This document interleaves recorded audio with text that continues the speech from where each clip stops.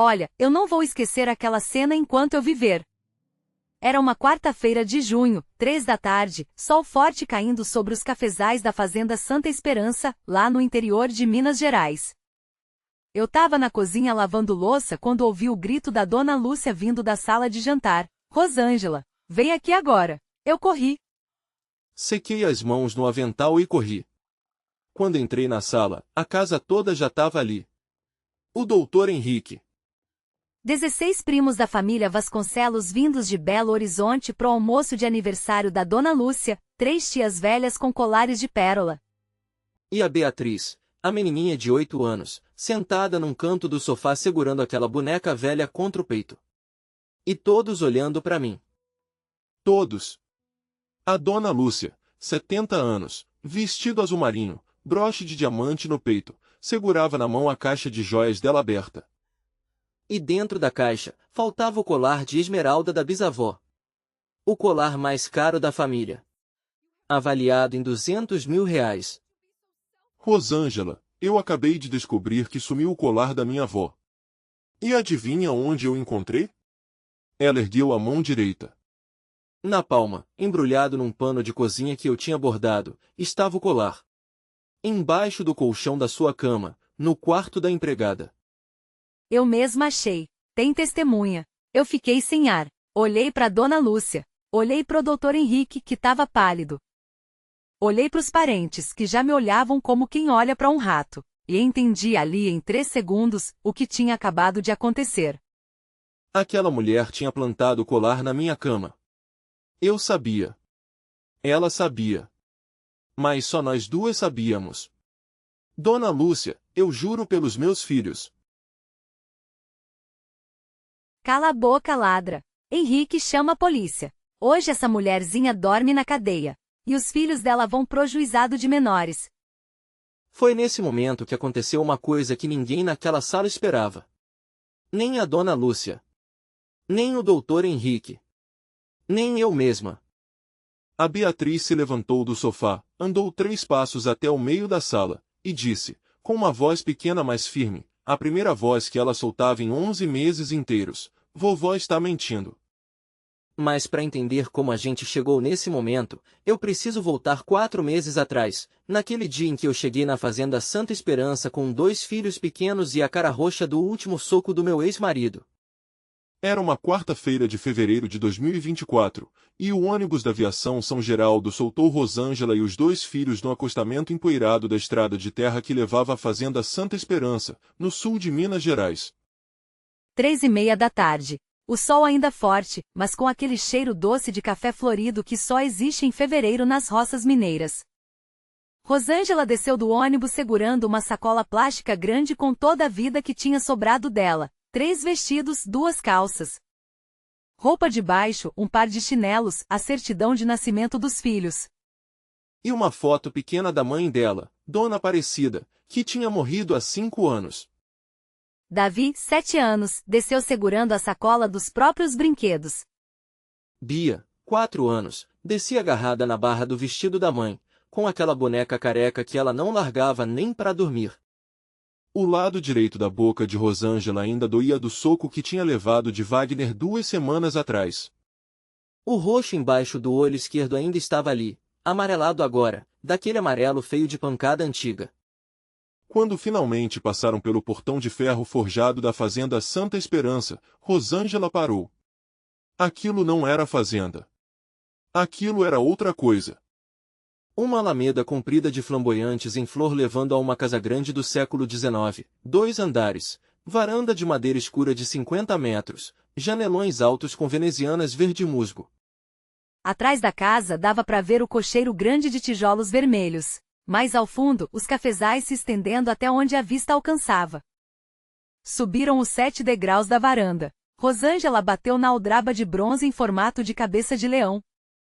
Quem abriu foi Geraldo, o caseiro, magro, de uns 65 anos, camisa branca abotoada, cabelo grisalho repartido de lado, olhos azuis claros de descendente de italiano. A senhora é a Rosângela? Espera aqui na varanda, faz o favor. A Dona Lúcia já vai te receber.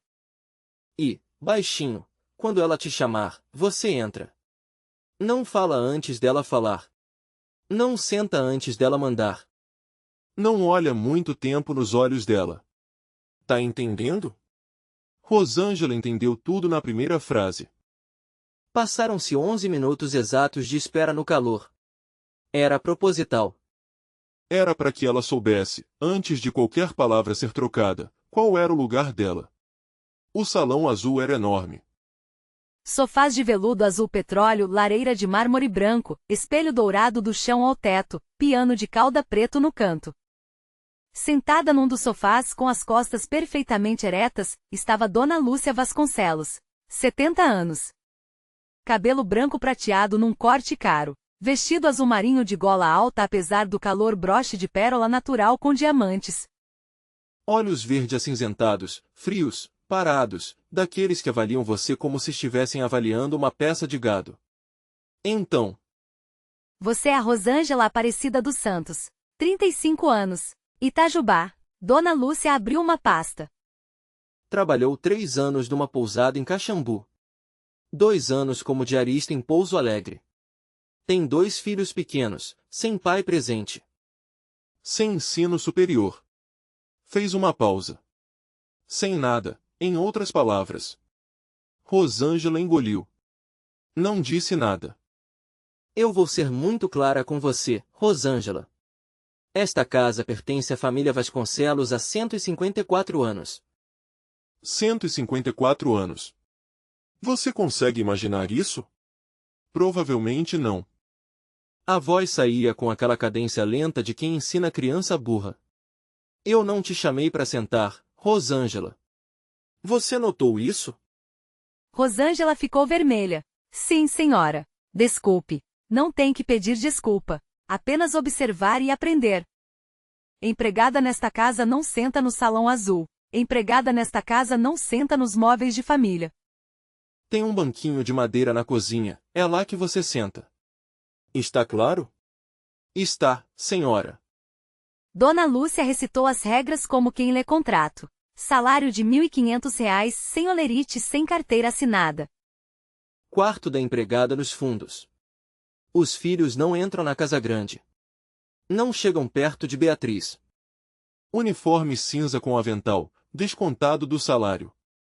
Comida em prateleira separada na despensa pequena.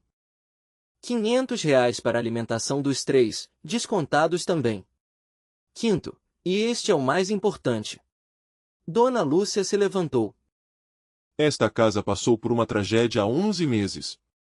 Minha nora, a Helena, sofreu um acidente fatal num passeio a cavalo. Caiu. Bateu a cabeça numa pedra. Morreu na hora. A criança, a Beatriz, não fala desde então. 11 meses de silêncio. Nenhum psicólogo conseguiu nada. Você não vai se aproximar dela. Não vai conversar. Não vai fazer carinho. Não vai cantar. Uma criança como a Beatriz precisa de referências adequadas. Você é referência inadequada. Não por culpa sua, mas por circunstância. Rosângela sentiu sem palavra. O calor subiu no pescoço. Não era raiva. Ainda não. Era humilhação.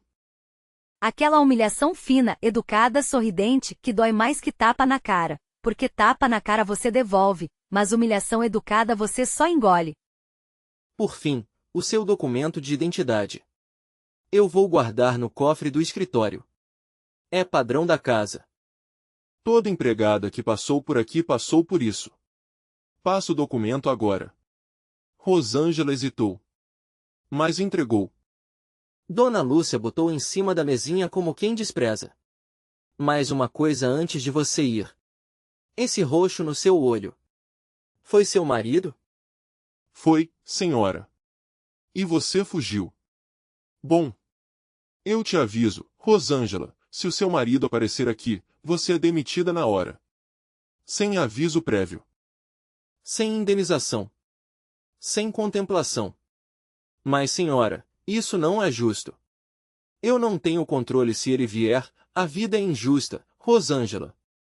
Você devia saber disso melhor do que eu. Geraldo levou os três até o quartinho dos fundos. 8 metros quadrados, parede caiada, chão de cimento queimado, cama de solteiro de ferro, banheiro minúsculo, uma janelinha alta com grade. Cheirava mofo. Mas Geraldo, com aquele coração mole apesar dos 40 anos de fazenda, prometeu arrumar um colchonete pros meninos. Rosângela, escuta uma coisa de quem trabalha aqui há 40 anos. Faz o teu trabalho direitinho. Não pergunta nada. Não se mete em nada. E quando a dona Lúcia mandar tu fazer alguma coisa estranha, faz, mas anota tudo num caderno. Tudo. Data, hora, o que ela mandou. Por quê, seu Geraldo? Porque um dia tu vai precisar. Naquela noite, depois que os meninos dormiram, Rosângela ficou no escuro do quartinho. Pelas paredes finas, ouviu a voz de Dona Lúcia ao telefone, lá pelas 10h30, dura e irritada. Doutor Bastos, o senhor pode parar com essa conversa de psicólogo. A Beatriz vai melhorar quando ela melhorar. Eu já decidi, nada de tratamento novo. Quanto mais tempo a Beatriz ficar quieta, melhor. Não pode ter testemunho nenhum naquela história. Nenhum, doutor. Rosângela sentou na cama, o coração disparado. Testemunho? Que testemunho?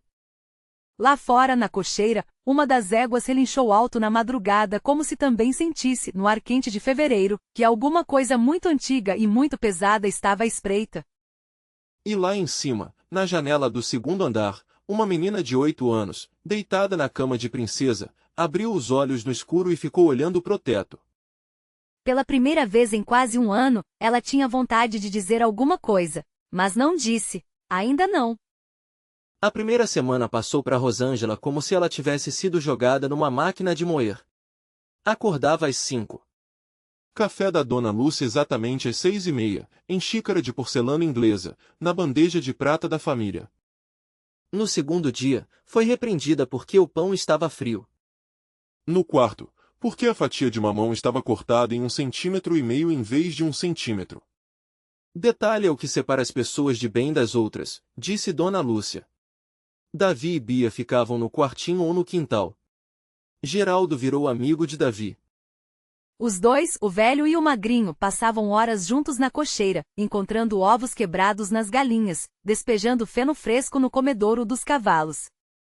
Foi assim que aconteceu no quarto dia, o primeiro encontro. Davi estava na cocheira ajudando Geraldo, concentrado com a língua de fora.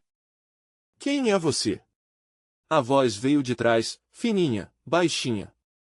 Davi se virou. Era uma menina. Vestido branco, sapatilha branca, cabelo preto longo escorrido, olhos grandes, escuros, sem brilho. Estava parada na porta da cocheira segurando uma cenoura. Eu sou o Davi, filho da Rosângela. Quem é você? A menina não respondeu. Mas estendeu a cenoura na direção da égua estrela. Davi entendeu na hora. Você quer dar para ela? Vem. Estrela cheirou, abocanhou, mastigou. A menina sorriu, um sorriso pequenininho, de canto de boca, mas sorriu. Tu não fala? Perguntou Davi, sem maldade. A menina balançou a cabeça que não. Tudo bem. Você é a Beatriz? Tu quer ajudar a gente a tratar dos cavalos? A menina assentiu. Geraldo, do outro lado da cocheira, parou e ficou olhando aquela cena. Em 40 anos de fazenda, ele conhecia a Beatriz desde que ela tinha nascido. Em 11 meses, ninguém, nenhum médico, nenhum especialista, tinha conseguido tirar daquela menina nem um aceno de cabeça. Geraldo virou de costas para disfarçar a lágrima. Naquela noite, Rosângela ficou pensando enquanto dava banho em Bia. Aquela menina não era doente. Tinha alguma coisa presa lá dentro. Rosângela conhecia aquele olhar. Ela mesma tinha tido aquele olhar, depois das primeiras pancadas do Wagner. O olhar de quem perdeu o direito de falar. E foi naquela mesma noite que Rosângela começou a cantar. Marisa Monte, sobretudo. Bem-aventurados, beija eu, vilarejo. A dona Aparecida, mãe dela, tinha sido fã desde os anos 80. Naquela noite, quando os meninos dormiram, Rosângela abriu a janelinha para ventilar e começou a cantarolar baixinho, dobrando roupa. Vem deitar do meu lado, vem, não tô machucado. E lá em cima, escondida atrás da cortina, a Beatriz estava ouvindo. As paredes velhas eram finas. E aquela música acertou o coração da menina como flecha, porque sua mãe Helena tinha cantado essa mesma música para ela, 1000 vezes. Beatriz ficou na janela 1 hora, sem se mover. Na segunda semana apareceu o problema do dinheiro. Rosângela, eu fiz uma reavaliação. Não tinha levado em conta algumas coisas. Água, R$ 80. Energia, 50. Gás de cozinha, 60.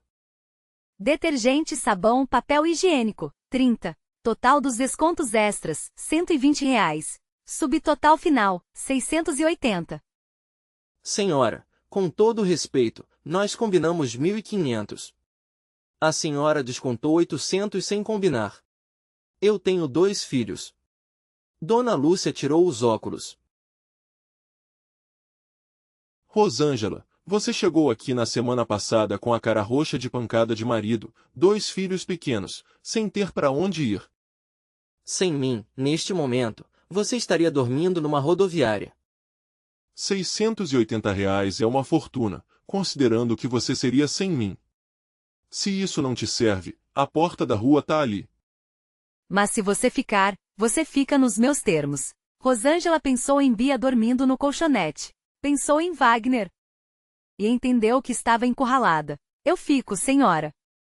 Naquela noite, Rosângela pegou um caderno escolar antigo de Davi e começou a anotar tudo. Data, hora, frases exatas. Guardou no fundo do guarda-roupa, embaixo da roupa íntima, lugar que Dona Lúcia, com o nariz empinado, jamais olharia. Na terceira semana, Rosângela foi mandada limpar o sótão. Tem uma área no fundo com algumas coisas da Helena, coisas pessoais. Você não toca naquilo. Apenas passa pano por cima dos baús, sem abrir. Foi na hora de varrer, debaixo de uma poltrona velha coberta de pano branco, que ela viu uma caixa de sapato branca com o nome Helena Santiago Vasconcelos escrito na lateral. A caixa estava jogada de lado, como se alguém tivesse escondido com pressa. Rosângela hesitou. Mas a caixa estava no caminho. Ia ter que tirar para varrer. Curiosidade, aquele defeito eterno, tomou conta por 3 segundos. Dona Lúcia tinha saído. Geraldo na cocheira. Bia dormindo. Rosângela abriu. Dentro, 2 objetos. Um lenço de seda azul marinho, com perfume de mulher ainda preso no tecido depois de 11 meses. E um caderno de capa dura, marrom, simples. Não era diário com cadeado, apenas um caderno comum. Rosângela abriu na última página com escrita. Data, 9 de março de 2023, 2 dias antes do dia em que Helena tinha morrido. A letra era miúda, redonda, de mulher educada. Hoje à noite tive uma conversa terrível com a Lúcia. Pior do que tudo que eu já passei nesta casa em 11 anos de casamento. Eu finalmente disse para ela o que eu venho me preparando para dizer há meses, que vou pedir o divórcio do Henrique e vou levar a Beatriz para São Paulo. Vou voltar para trabalhar como arquiteta. A Beatriz não vai crescer nesse ambiente. Eu já não suporto mais. A reação da Lúcia foi assustadora. Não foi raiva, foi fricção. Aquela calma que ela tem quando ela tá decidindo destruir alguém. Ela me disse, Helena, querida, tu não vais sair dessa casa com a minha neta. Eu não permito. Eu disse para ela que sou a mãe da Beatriz, não ela. Que eu tenho a guarda. Que se for preciso eu vou para a justiça. Aí ela sorriu. Aquele sorriso dela. E disse, Helena, tu sabe o que aconteceu com a primeira esposa do meu falecido irmão Otávio em 1987? Não? Pergunta pro teu marido. Pergunta pro Henrique que ele te conta. Eu fiquei com medo, doente. Eu sei que essa casa esconde coisas. Sempre escondeu. O Henrique sabe. Ele só nunca quis ver. Ele nunca quis enfrentar a mãe. Em 11 anos de casamento, eu pedi 1000 vezes para ele pôr limite na Lúcia. Para ele me defender. Para ele estar presente. Ele nunca esteve. Sempre na clínica veterinária, sempre nas viagens, sempre dizendo depois a gente conversa, Helena, agora tô ocupado. A Lúcia construiu o império dela em cima da ausência do Henrique. E agora Lúcia me ameaçou, e eu sei, no fundo da alma, que ela é capaz de qualquer coisa. Amanhã eu vou conversar com o Dr. Bastos para ele me indicar advogado em Belo Horizonte. Vou tirar a Beatriz daqui. Custe o que custar. Mas se algo me acontecer antes disso, eu deixo escrito aqui, a Lúcia é capaz. Rosângela fechou o caderno. As mãos tremiam. 2 dias depois daquela página, Helena tinha caído do cavalo e batido a cabeça na pedra. Mulher apanhada por 10 anos não acredita mais em coincidência. Embrulhou o caderno no avental. Saiu do sótão depressa. Foi direto pro quartinho. Botou embaixo do colchão. Naquela tarde, Rosângela achou Geraldo sozinho na cocheira. Viu uma baia vazia no fundo, com plaquinha pendurada, Lua. Seu Geraldo, a égua que jogou a dona Helena. Era essa Lua? Geraldo respirou fundo. A Lua era da dona Helena. Criou desde potrinha. Aquela égua era a mais mansa dessa cocheira. Os filhos pequenos da família andavam na Lua sem cabresto. Tu entende o que eu tô dizendo? Aquela égua não jogou a dona Helena. Aquela égua surtou. E égua mansa só surta por motivo. Por dor física. Eu trato cavalo há 40 anos. Eu sei. E o doutor Henrique? Examinou. Disse que tinha sido picada de marimbondo. Mas o doutor Henrique estava destruído naquele dia. O homem estava em pedaços. Ele não examinou direito. Ele só queria enterrar a esposa. Aquele rapaz se culpa, Rosângela, todo dia. Ele acha que se ele tivesse estado mais presente, mais tempo em casa, menos tempo na clínica, talvez a Helena não tivesse, enfim. Ele carrega. Tu vê ele só. Aquele homem não vive desde aquele dia. Ele só existe. E a Lua? Vendida para um fazendeiro de Caxambu. Mas eu peguei a amostra de sangue antes. Levei na clínica do Dr. Marcos Almeida em São Lourenço. Veterinário mais honesto da região.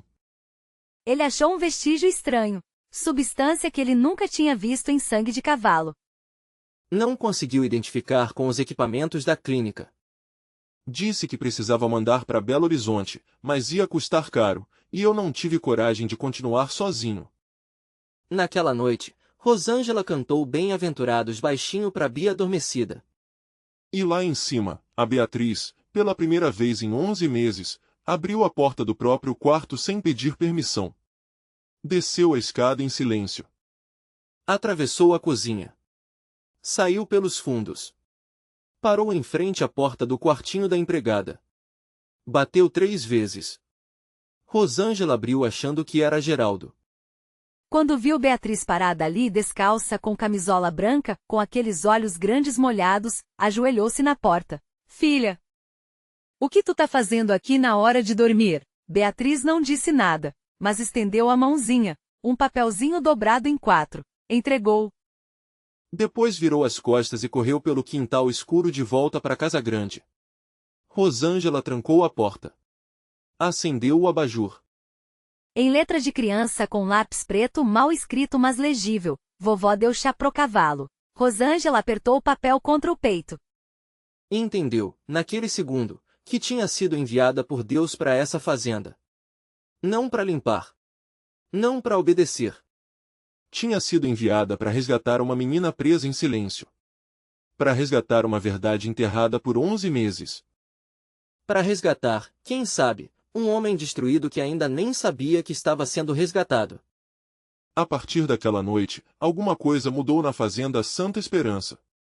Não foi mudança visível, daquelas que se enxerga de longe. Foi mudança fina, daquelas que só quem já apanhou da vida reconhece. Beatriz começou a aparecer na cocheira todos os dias depois do almoço, na hora em que Rosângela ia ajudar Geraldo a separar o feno. A menina não falava ainda, mas trazia cenoura para Estrela, segurava o balde do milho, e ficava perto, sempre perto. Davi agora tinha 2 amigas na fazenda, a égua e a menina muda. E Rosângela começou a notar uma coisa em Henrique. Aquele homem que ela tinha visto da primeira vez de longe, atravessando o pátio com cara de morto-vivo, agora começava a aparecer. Apareceu uma manhã na cozinha para pegar uma xícara de café, coisa que, segundo Geraldo, ele não fazia há 11 meses.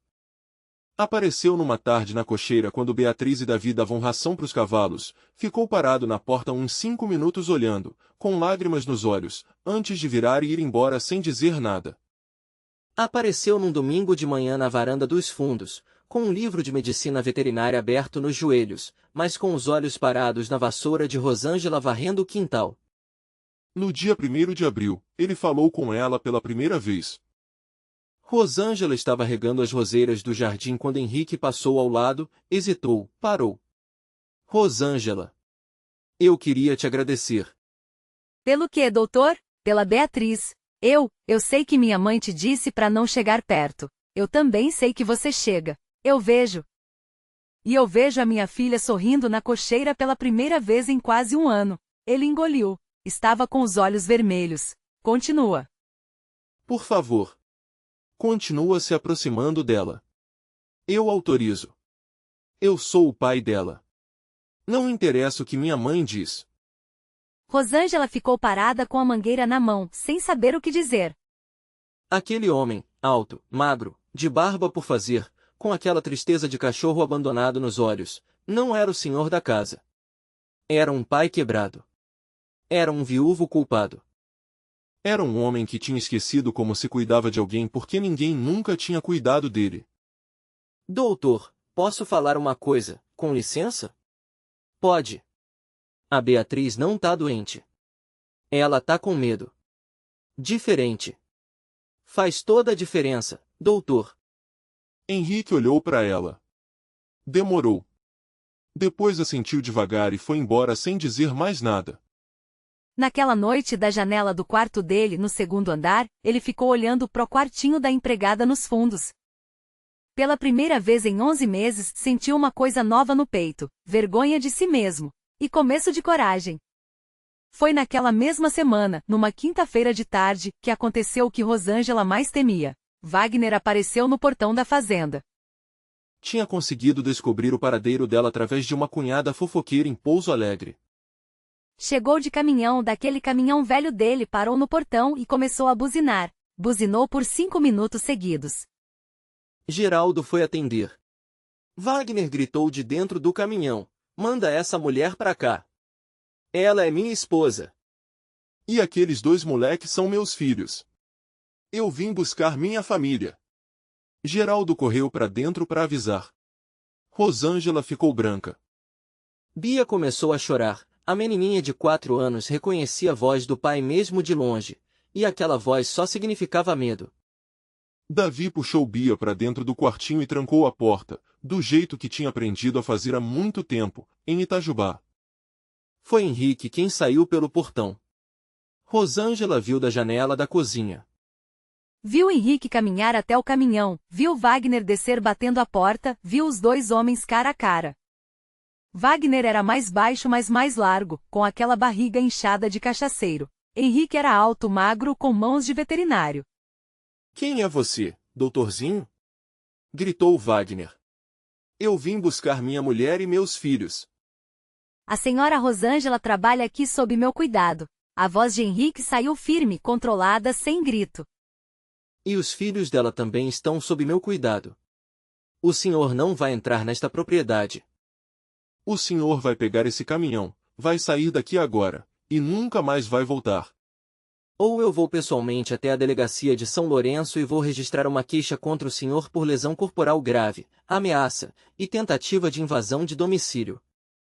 Tem testemunhas. Tem o caseiro. Tem fotos. Ele apontou pro celular. Eu já registrei o senhor entrando no portão. Wagner ficou um instante parado. Depois deu um passo à frente, com aquela cara de quem ia partir para cima, mas Henrique não recuou. Atrás de Henrique no portão, Geraldo apareceu segurando uma foice não para usar, mas para mostrar. E mais atrás, na janela do escritório, Dona Lúcia observava com os olhos verdes parados, sem interferir. Wagner cuspiu no chão. Subiu no caminhão. Antes de fechar a porta, gritou: Você vai se arrepender, Rosângela. Você vai pagar caro por isso. Você não fica longe de mim para sempre. Eu te encontro. E saiu cantando pneu na estrada de terra. Henrique voltou para dentro. Foi direto para o quartinho dos fundos. Bateu na porta. Rosângela, é o Henrique. Pode abrir. Rosângela abriu. Estava tremendo. Bia chorava no colo. Davi ao lado, com aquela cara de homenzinho que não chora porque criou-se para não poder. Ele foi embora. Não vai voltar tão cedo. Henrique olhou para ela. Senta aqui. Você tá tremendo. Rosângela sentou na beira da cama. Henrique ajoelhou-se no chão na frente dela, na altura dela. Em 11 meses ele não tinha ficado na altura de ninguém. Rosângela, me conta. Quanto tempo durou isso? Quanto tempo ele te bateu? Rosângela demorou. Mas falou. Falou pela primeira vez na vida com um homem que escutava. 10 anos. A primeira pancada foi quando ela estava grávida do Davi, 7 meses de barriga. Ele bateu porque o jantar estava frio. Depois foi aumentando, cada vez mais. As fraturas, os hospitais com história mentida, as ameaças contra os filhos. A última pancada foi quando ela disse pela primeira vez na vida que ia embora, há 2 semanas, e ele bateu até ela desmaiar, e quando ela acordou ele tinha saído para trabalhar e ela pegou os filhos e correu. Henrique ouviu sem interromper. Quando ela terminou, ele estava chorando. Não chorando alto. Lágrima fina quieta descendo pelo rosto. Rosângela, eu te juro. Pelo nome da Helena. Pela Beatriz. Esse homem nunca mais vai chegar perto de você. Eu prometo. E foi nesse exato momento, naquele quartinho de 8 metros quadrados, com Bia no colo de Rosângela, com Davi olhando. Com um homem ajoelhado no chão chorando, foi nesse momento que Dona Lúcia, do alto do 2º andar, escondida atrás da cortina da janela do corredor, viu o filho dela ajoelhado na frente da empregada. E a Dona Lúcia sentiu, pela primeira vez em décadas, o sangue subir até a raiz do cabelo. Não foi raiva. Foi terror. O terror de quem sente o império desmoronando. Naquela mesma noite, 3 da manhã, Rosângela acordou com a porta do quartinho se abrindo. Não tinha trancado dessa vez. Estava cansada demais. Era Dona Lúcia, de roupão de seda branco com o cabelo solto descalça. Carregava uma vela acesa numa mão. A luz tremeluzia no rosto dela, fazendo sombras estranhas. Entrou. Fechou a porta. Foi até a cama de Rosângela. Os meninos dormiam no colchonete do chão. Dona Lúcia inclinou-se, aproximou a vela. E sussurrou, no ouvido de Rosângela, não confunda gentileza com igualdade, sua mulherzinha de favela. Você é empregada. Para sempre. Se você ousar, mais uma vez, tocar no meu filho com esse seu olhar de cadela carente, eu te destruo. Eu te destruo de uma forma que você vai implorar para voltar pro Wagner. Está me ouvindo? Rosângela não conseguiu falar. Só assentiu. Dona Lúcia sorriu. Aquele sorriso fino. Saiu do quartinho. Fechou a porta sem barulho. Rosângela ficou no escuro, tremendo, com a respiração presa. Olhou pro Davi, pra Bia. E entendeu que estava num jogo agora. Um jogo que ela não tinha escolhido. Um jogo onde se ela perdesse, perdia tudo. Sentou-se na cama. Pegou o caderno escolar. Anotou com a mão tremendo. 3 horas da manhã, dia 4 de abril. Dona Lúcia entrou no meu quarto sem permissão e me ameaçou de morte social, com vela na mão, para parar de me aproximar do filho dela. Anotou tudo, tudo, cada palavra, cada detalhe. Em seguida, abriu o caderno de Helena no fundo do guarda-roupa. E pela primeira vez, virou a contracapa do caderno. Tinha sentido um relevo estranho ali quando guardou, mas não tinha investigado. Agora investigou. Havia um pedaço de papel dobrado escondido entre o forro de couro da capa e a capa propriamente. Helena tinha escondido ali. Rosângela desdobrou. Era uma única frase, em letra apressada de Helena. Se algo acontecer comigo, procurem o Dr. Marcos Almeida em São Lourenço. Ele tem a amostra de sangue da lua. Ele sabe. Rosângela apertou o papel contra o peito. As peças começavam a se encaixar. Os dias entre a ameaça noturna e o aniversário de Dona Lúcia foram os mais estranhos da vida de Rosângela. Por fora, tudo parecia mais calmo. Por dentro, era como caminhar sobre vidro quebrado. Dona Lúcia mudou de tática. Não a humilhava mais na frente dos outros. Pelo contrário, começou a tratá-la com uma cortesia gelada, daquela que dói mais que humilhação, porque é claramente fingida. Bom dia, Rosângela. Obrigada pelo café, Rosângela. Que cabelo bonito você tem, Rosângela. Cada palavra era uma faca embrulhada em seda. Rosângela entendeu, estava sendo preparada para alguma coisa. Henrique, ao contrário, ficou cada dia mais presente. Apareceu na cocheira no fim das tardes para ensinar Davi a montar estrela com cabresto. Beatriz começou a sentar perto deles, e Henrique, aquele pai ausente de 11 meses atrás, começou a contar para Beatriz histórias de quando a Helena ainda estava viva. Começou a chamar a filha de meu amor, coisa que ele nunca tinha feito. Começou a abraçá-la antes de dormir. Beatriz ainda não falava, mas começou a rir. Risos pequenos. Risos novos. Rosângela observava de longe. E entendia, aquele homem estava aprendendo a ser pai. 11 meses tarde, mas estava aprendendo. Era o luto se transformando em amor. No segundo final de semana de abril, Rosângela tomou uma decisão. Pediu permissão a Geraldo para acompanhá-lo a São Lourenço numa segunda-feira de manhã, alegando que precisava comprar remédio infantil para Bia, que estava com tosse. Geraldo entendeu na hora. Não fez perguntas. Apenas assentiu. Em São Lourenço, enquanto Geraldo distraía a Dona Lúcia ao telefone com uma falsa demanda da feira, Rosângela foi até a clínica veterinária do Dr. Marcos Almeida na Rua das Flores. Era uma clínica simples, com cheiro de iodo e ração.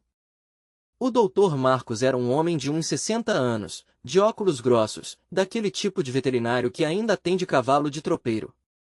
A senhora vem da parte do Geraldo da Santa Esperança? Ele me ligou avisando. Sim, doutor. A senhora Helena, a afinada nora dos Vasconcelos, deixou escrito num caderno antes de morrer que o senhor tinha amostra de sangue da égua Lua. Que o senhor sabia. Dr. Marcos respirou fundo. Dona Rosângela, eu não falei pro Geraldo na época, mas eu mandei a amostra com dinheiro do meu bolso, pro Laboratório Central de Belo Horizonte há 6 meses. Eles me devolveram o resultado há 3 semanas. Eu tava tentando coragem para falar com o Dr. Henrique, mas eu sou velho, e tenho medo.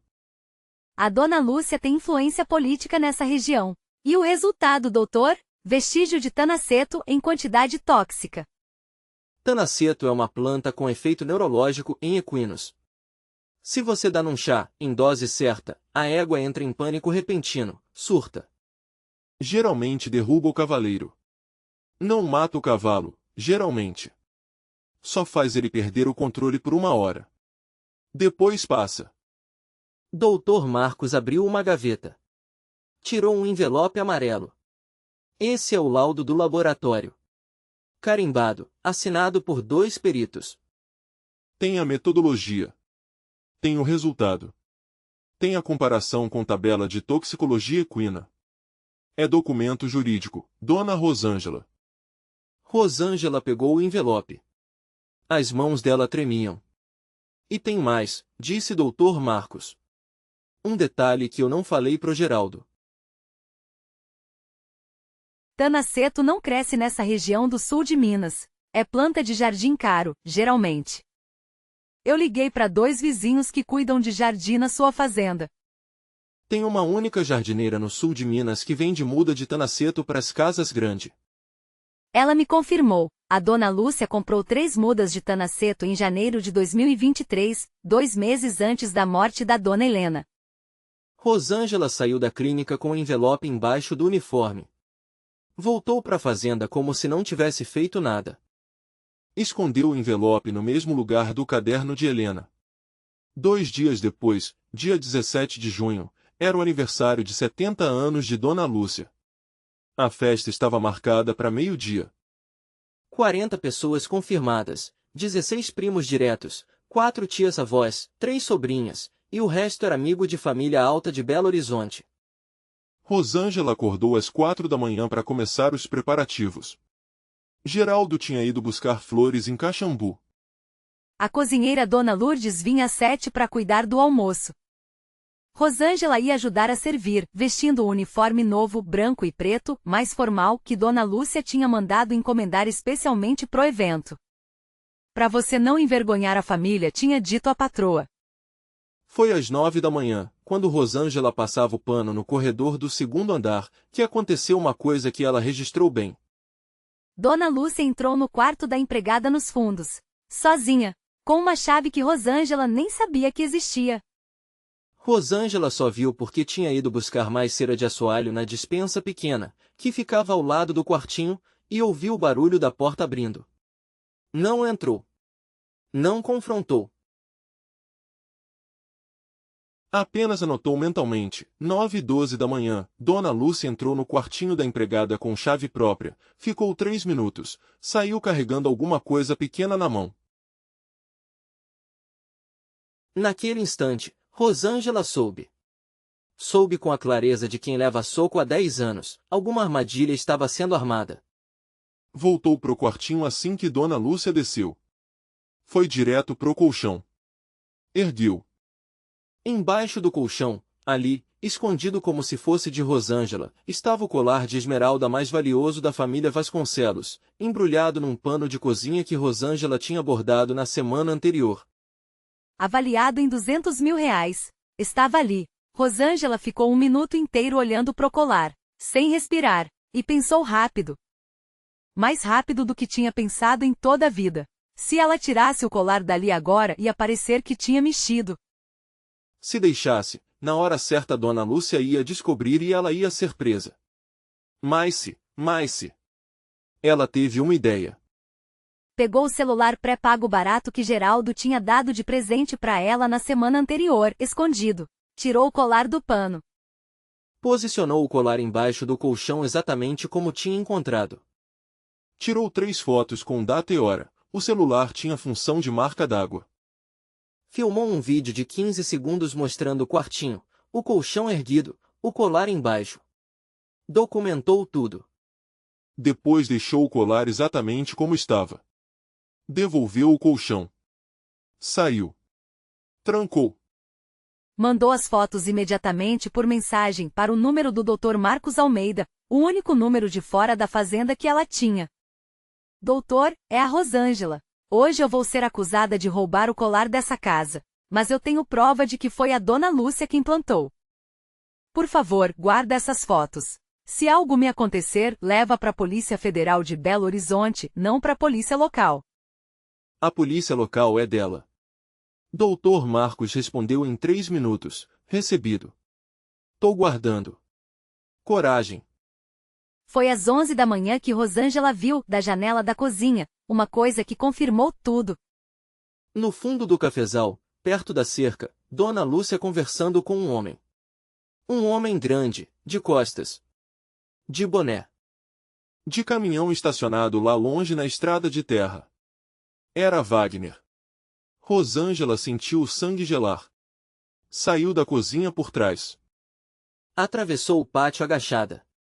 Conseguiu chegar perto o suficiente para ouvir a parte final da conversa, escondida atrás de um pé de café. Os R$2.000 é a metade. O resto eu pago quando você sumir com as crianças. Para a Argentina, se possível. Quanto mais longe, melhor. Hoje à tarde, depois das 3 horas. Eu vou criar uma cena na hora do bolo. Você espera no portão dos fundos. Quando os meninos saírem correndo do quintal, você pega os dois e some, disse Dona Lúcia. E a Rosângela? A Rosângela vai estar presa. Eu já cuidei disso. Você não precisa se preocupar com ela. Foco nas crianças. Rosângela voltou para casa por trás, com o coração em 500. Entrou na cozinha tremendo. Geraldo notou. Rosângela, o que foi? Tu tá branca. Ela contou para Geraldo em 2 frases. Geraldo ficou pálido também. Rosângela, tu fica calma. Tu segue com a festa como se nada tivesse acontecendo. Eu vou agora atrás do Dr. Henrique. Ele tá no escritório fechado. Eu falo com ele agora. E eu cuido pessoalmente das crianças. Os teus filhos não saem do quintal de trás nem por um segundo. Eu mesmo fico com eles. Confia em mim. Geraldo saiu correndo pro escritório. Rosângela voltou pro serviço. A festa começou ao meio-dia em ponto. Convidados elegantes chegando em carros importados, com presentes embrulhados em papel dourado, com vestidos caros e perfumes franceses. Beatriz, sentada num canto do salão com um vestidinho rosa, apertando a boneca careca contra o peito, observava tudo com aqueles olhos grandes.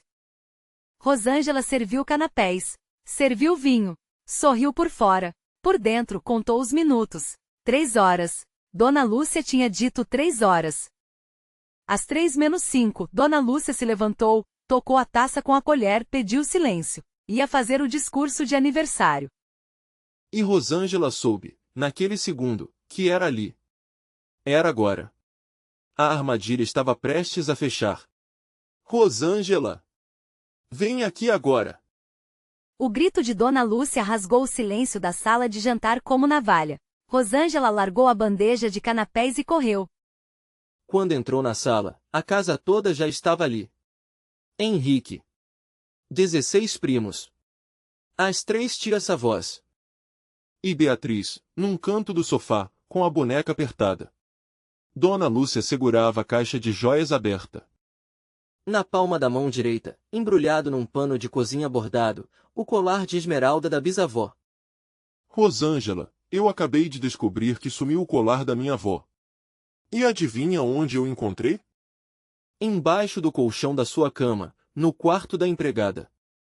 Eu mesma achei. Tem testemunha. As tias-avós levaram a mão à boca.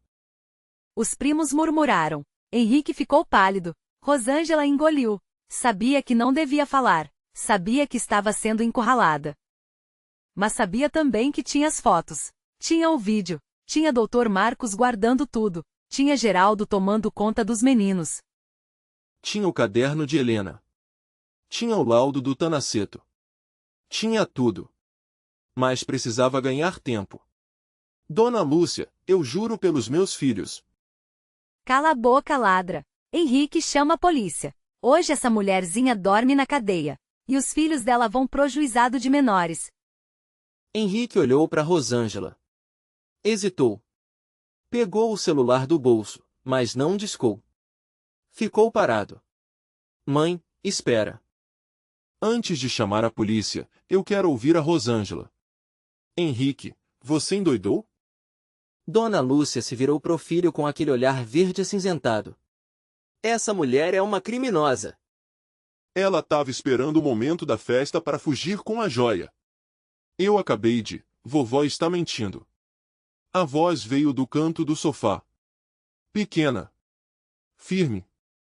Como se viesse de muito longe. Toda a sala virou de uma vez. Beatriz se levantou. Andou 3 passos até o meio do tapete persa. Estava com a boneca careca apertada contra o peito. Os olhos grandes molhados de lágrima. Mas a voz, depois de 11 meses de silêncio absoluto, saiu firme. Vovó está mentindo. Repetiu. Vovó pegou o colar ontem à noite. Eu vi. Eu estava na escada. Vovó não me viu. Vovó pôs o colar embaixo do colchão da Rosângela esta manhã. Eu vi também. Eu estava no corredor. Eu vi tudo. Henrique caiu de joelhos. Filha, filha minha. Beatriz não parou. Como represa que se rompe depois de muito tempo. E eu vi também, papai, quando vovó deu o chá pra lua. Eu vi vovó na cocheira. 2 dias antes. Vovó botou um pó preto no balde da lua. Eu não falei porque eu pensei que se eu falasse, mamãe nunca mais voltaria. Mas a Rosângela me disse que mamãe está dentro de mim agora. Que mamãe não foi embora. Que mamãe não quer que vovó faça mal para Rosângela igual fez para ela. A sala de jantar inteira congelou. Uma das tias-avós deixou cair o copo de vinho. O cristal estilhaçou no chão. Ninguém se moveu para limpar. Dona Lúcia ficou branca. Tentou rir. Henrique, a menina tá confundindo as coisas. 11 meses sem falar. É natural que ela esteja delirando. Ela tá em choque. Vamos chamar o Dr. Bastos. Mãe, cala a boca. A voz de Henrique saiu baixa, firme e definitiva. Em 45 anos de vida, era a primeira vez que ele dizia isso para a mãe. Cala a boca. Rosângela se aproximou, devagar. Tirou do avental o caderno de Helena, embrulhado em pano. Tirou também o envelope amarelo do Dr. Marcos. Tirou o celular pré-pago. Entregou tudo nas mãos de Henrique. Doutor, a Helena escreveu isso aqui. 2 dias antes de morrer. E esse aqui é o laudo do laboratório de Belo Horizonte. Foi a Lua. Foi Tanaceto. E essas fotos no celular foram tiradas hoje de manhã, às 9h17, mostrando o colar embaixo do colchão antes de eu sair do quartinho. Eu sabia que ia acontecer. Henrique abriu o caderno.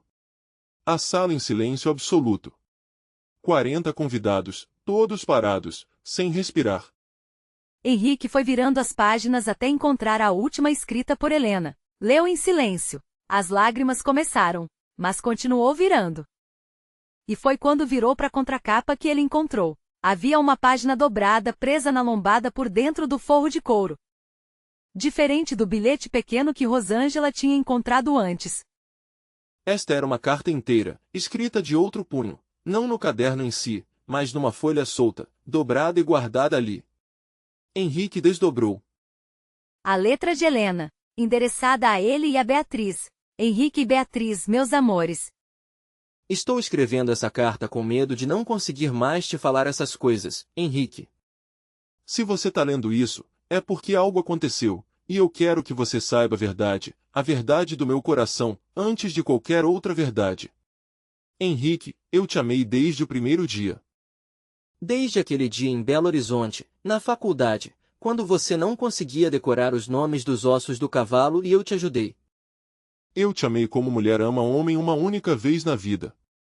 E eu nunca parei de amar. Mesmo nesses últimos anos, mesmo com tudo, eu nunca parei. Mas, meu amor, eu preciso te dizer uma coisa que talvez doa.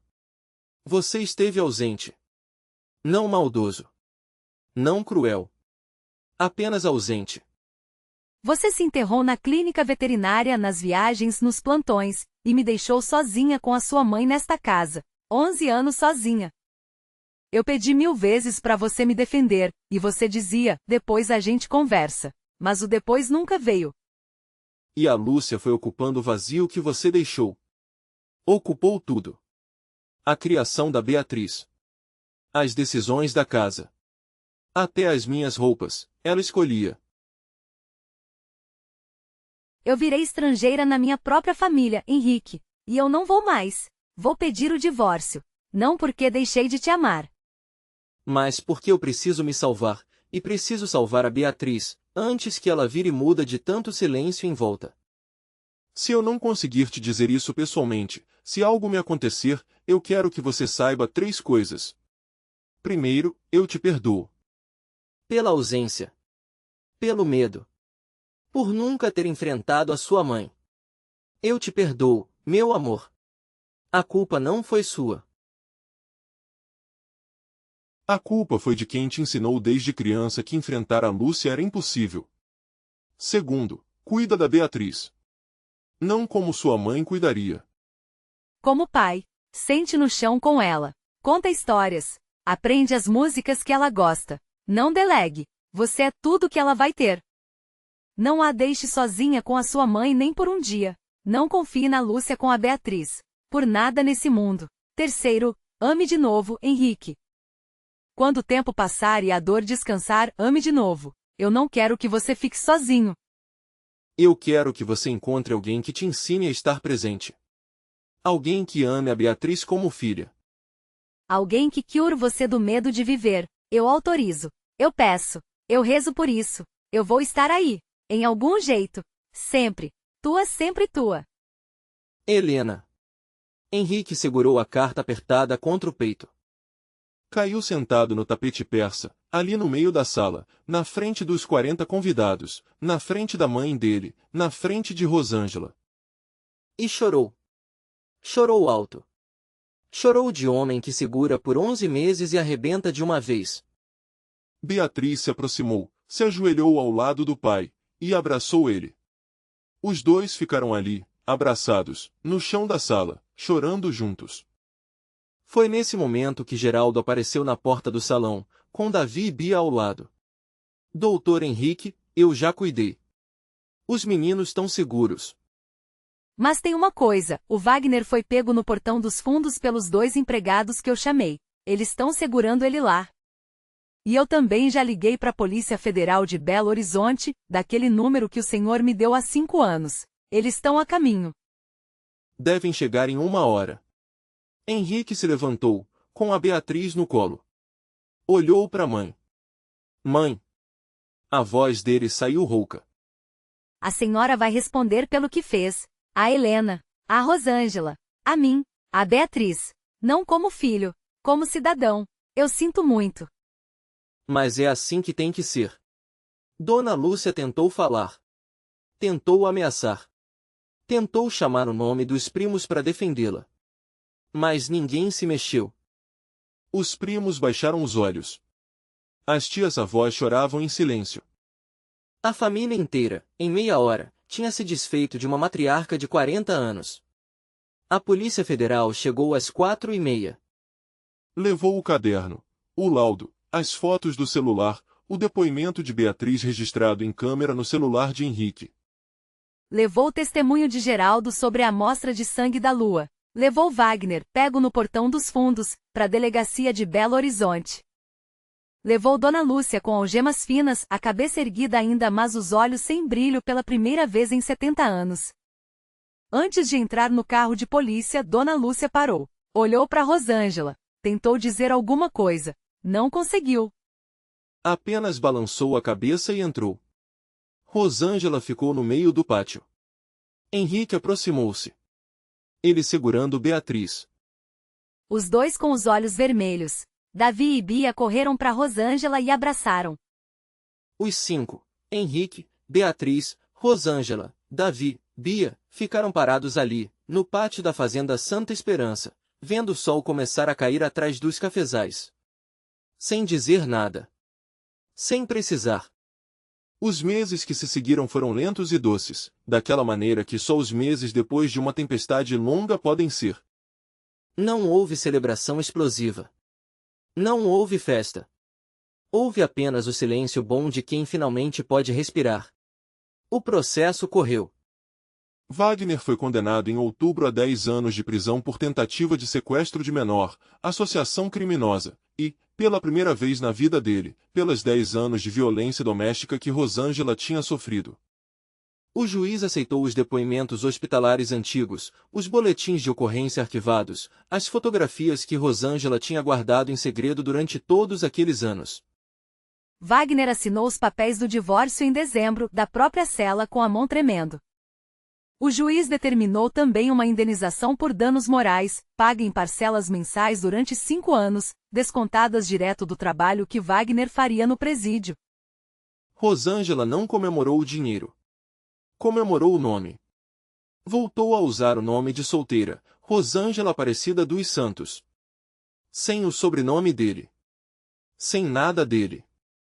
Dona Lúcia foi condenada em novembro a 8 anos de prisão por homicídio qualificado de Helena Santiago Vasconcelos, calúnia agravada contra Rosângela, associação criminosa para sequestro de menor e violação de domicílio com ameaça. As provas reunidas, o caderno de Helena, o laudo do Tanaceto do Dr. Marcos, o depoimento gravado de Beatriz, as fotos de Rosângela. O testemunho de Geraldo e a confissão final de Wagner sobre o pagamento de R$ 2.000 foram esmagadoras. Nem o melhor advogado de Belo Horizonte conseguiu reverter. Dona Lúcia entrou na prisão de mulheres de Pouso Alegre com a cabeça erguida ainda, no primeiro dia. Mas o império tinha caído. Ela passou as primeiras semanas em silêncio, comendo pouco, recusando visitas. Henrique foi vê-la 2 vezes no primeiro mês.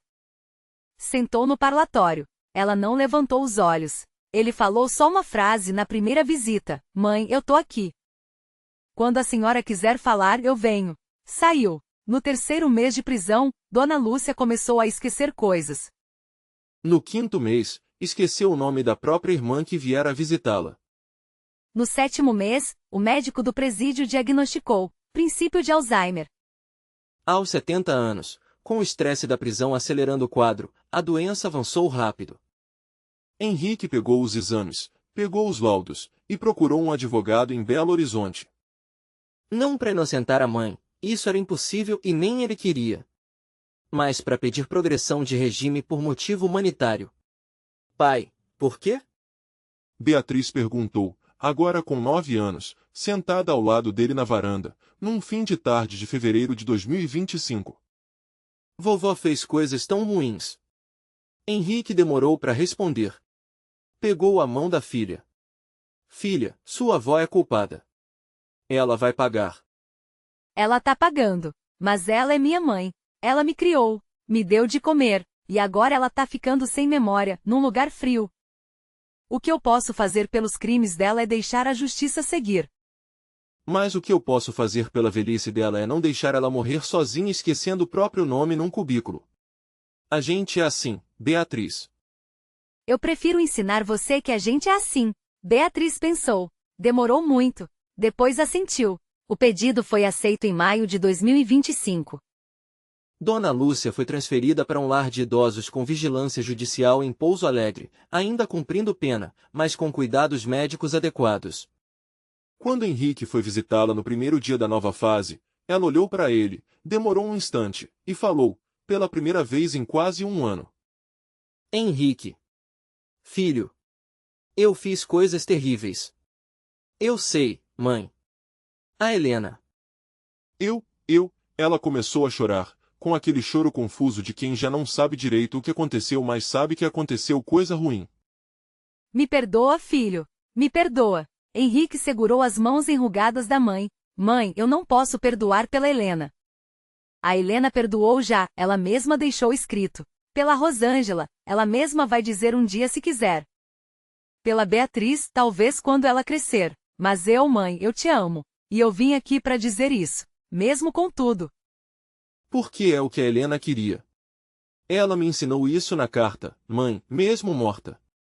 Ela me ensinou a não repetir o erro de não estar presente. Dona Lúcia chorou nos braços do filho. Naquele dia, no lar de idosos de Pouso Alegre, alguma coisa muito antiga se quebrou, e alguma coisa muito antiga se curou. Na fazenda Santa Esperança, a vida foi outra. Henrique não vendeu a fazenda, embora tenha pensado várias vezes. Decidiu transformá-la. Em junho de 2024, um mês depois da prisão de Dona Lúcia, ele chamou Rosângela para uma conversa formal na sala de jantar, naquela mesma sala onde ela tinha sido humilhada na frente de 40 pessoas. Rosângela, senta. Ele puxou a cadeira da cabeceira, que sempre tinha sido da Dona Lúcia. Senta aqui, do meu lado, na cabeceira da Helena. A partir de hoje, é a sua cadeira. Rosângela hesitou. Doutor Henrique. Por favor. Henrique. Ela sentou. Ele continuou, Rosângela, eu preciso te dizer várias coisas, e eu preciso de coragem para todas elas. Primeiro, eu sei que eu não posso te pagar pelo que minha mãe te fez. Eu vou pagar uma indenização formal, justiça vai determinar, e eu vou cumprir. Mas isso é dinheiro. O resto eu vou pagar com presença. Como eu não paguei a Helena? Não vou cometer o mesmo erro 2 vezes. Henrique, deixa eu terminar. Segundo, eu não tô te pedindo nada agora. Você acabou de sair de 10 anos de inferno com aquele homem. Você precisa de tempo. Tempo para você. Tempo para os seus filhos. Tempo para respirar. Eu não tô apresentando proposta nenhuma de relacionamento. Eu tô só dizendo, a Fazenda Santa Esperança é sua casa também. Sua e dos meninos. Você fica aqui o tempo que quiser. Sem uniforme. Sem ordem. Como você quiser. Sem trabalhar, se preferir. Estudar, eu pago. Se quiser sair, também. Mas a casa é sua. Rosângela olhou para ele. Por quase 1 minuto, sem dizer nada. Depois falou, baixinho, Henrique, eu quero ficar. Mas eu quero trabalhar. De outro jeito. Eu sempre quis dar aula antes do Wagner. Eu queria ser professora primária. Talvez eu possa estudar de novo. A senhora tá matriculada na faculdade a partir de agosto, então. Pedagogia em Pouso Alegre. Eu mesmo te levo de carro 3 vezes por semana. Combinado? Rosângela sorriu pela primeira vez em meses. Combinado. E foi assim, devagar, dia a dia, mês a mês, que a vida foi sendo recomposta. Os meninos cresceram naquela casa grande aprendendo que casa grande não é maldição, depende da gente que mora dentro. Davi virou amigo inseparável de Beatriz. Onde um ia, o outro ia atrás. Bia, com 5 anos completados em outubro de 2024, parou de carregar a boneca careca para todo lado, passou a carregar uma boneca nova, com cabelo, que Henrique tinha dado de presente. Beatriz voltou a falar normalmente em pouco tempo, mas continuou em terapia com uma psicóloga infantil de Belo Horizonte que vinha à fazenda uma vez por semana. Em fevereiro de 2025, no aniversário de 10 anos dela, Beatriz pediu uma única coisa, que Rosângela e os filhos passassem o dia inteiro com ela, e que Henrique não fosse para a clínica veterinária. Henrique cancelou todas as consultas. Passou o dia inteiro em casa. A primeira vez em 20 anos. Geraldo continuou caseiro da fazenda, mas com aumento de salário, plano de saúde e folga aos domingos. Ele dizia rindo, com aquele sotaque mineiro, trem bom sou. Levei 40 anos para ter direito de almoçar em casa no domingo. Nos almoços de domingo, ele sentava à mesa com a família, na cabeceira oposta a Henrique. Não como empregado, como tio, como avô que os meninos tinham escolhido. Em julho de 2025. 16 meses depois daquela tarde de fevereiro em que Rosângela tinha pisado pela primeira vez na fazenda Santa Esperança com a cara roxa e 2 filhos pequenos. Henrique a chamou para um passeio até o pé de café mais alto da propriedade, lá no fim do morro, de onde se enxergava todo o sul de Minas. Era um domingo de sol, com aquele azul lavado de inverno seco mineiro. Sentaram-se num tronco caído. Ele demorou para falar. Quando falou, foi com a voz tremendo um pouquinho. Rosângela. Já passou 1 ano e meio. Você terminou o primeiro semestre da faculdade. Os meninos estão bem. A Beatriz está falando, rindo, dormindo bem. E eu queria te perguntar uma coisa que eu venho querendo perguntar há meses, mas que eu segurei porque eu prometi que ia te dar tempo. Pergunta, Henrique. Você quer construir uma vida comigo? Não casamento de papel ainda. Não pressa nenhuma. Mas vida. Vida de gente que decide ficar junto. Eu, você, a Beatriz, o Davi, a Bia. 5. Família. Ele pegou a mão dela, de leve. Eu te amo, Rosângela. Não como o homem que eu fui para Helena. Como o homem que eu aprendi a ser depois que ela morreu. Eu te amo presente. Te amo todo dia. Te amo sem fugir para a clínica. Rosângela demorou. Olhou pro horizonte. Depois para ele. E sorriu, aquele sorriso novo, sem medo, que ela tinha aprendido só recentemente. Quero, Henrique. Eu também te amo. Eu acho que comecei a te amar naquele dia que você ajoelhou no chão do quartinho da empregada e me ouviu pela primeira vez na vida. Eles ficaram ali sentados até o sol se pôr, com o cheiro doce de café florido ao redor. O casamento foi em outubro de 2025. Pequeno. Só na fazenda. Sem família Vasconcelos de Belo Horizonte. Estavam ali Geraldo dando o braço para Rosângela na entrada, porque o pai dela tinha morrido há 20 anos. Beatriz como dama de honra com vestido azul claro, Davi carregando as alianças, Bia jogando pétalas de rosa no caminho. E o doutor Marcos Almeida e a dona Lourdes, a cozinheira, como padrinhos. Foi celebrado pelo padre Antônio, da paróquia de São Lourenço. 30 convidados ao todo. À noite na varanda da Casa Grande, depois que os convidados foram embora e os meninos dormiram. Rosângela e Henrique sentaram juntos na cadeira de balanço de Helena, uma cadeira que tinha ficado guardada na despensa por 2 anos e que Rosângela pediu para ser trazida de volta para a varanda. Helena merece ver isso, ela disse. Geraldo passou pela varanda dando boa noite para ir para a casinha dele. Tudo certo, dona Rosângela? Tudo certo, seu Geraldo. Aliás, o senhor lembra quando o senhor me disse, no primeiro dia, para eu anotar tudo num caderno? Lembro, sim. O senhor sabia que ia chegar a esse dia? Geraldo sorriu. Aquele sorriso de quem já viu muita coisa. Não, dona Rosângela. Eu não sabia. Mas eu acreditava. Sertão e Minas têm dessas coisas. O povo simples acredita que cada injustiça tem o dia de pagar. A senhora fez o trabalho. Eu só ajudei. Geraldo virou as costas. Caminhou pelo pátio até a casinha dele com o passo lento dos seus 66 anos agora completos. Lá longe, num pé de jambo, um sabiá laranjeira começou a cantar. Rosângela encostou a cabeça no ombro de Henrique. A gente vai ser feliz, né, Henrique? A gente já tá sendo, Rosângela. Lá em cima, no quarto da Beatriz, a menina dormia profundo. Sonhava com a mãe. Com a lua, a égua que voltou em sonho. Com a Rosângela cantando bem-aventurados. Sonhava em paz. E na cabeceira da cama, em cima da mesinha, estava uma foto nova. Uma foto tirada na semana anterior. 5 pessoas, ela, o pai, a Rosângela, o Davi, a Bia. Sorrindo. Em frente à casa grande da fazenda Santa Esperança, que agora, finalmente, depois de 155 anos, tinha aprendido a ser, de verdade, uma casa. Algumas mulheres entram numa casa para limpar. Outras entram para curar. E algumas, as mais raras de todas, entram com a cara roxa de pancada, os filhos pela mão, e a coragem do desespero, e acabam reconstruindo um lar inteiro que tinha esquecido como se vive. Essa foi a história da Rosângela. Foi a história da Beatriz, que aprendeu que falar não fazia a mamãe ir embora, ao contrário, fazia a mamãe voltar dentro dela.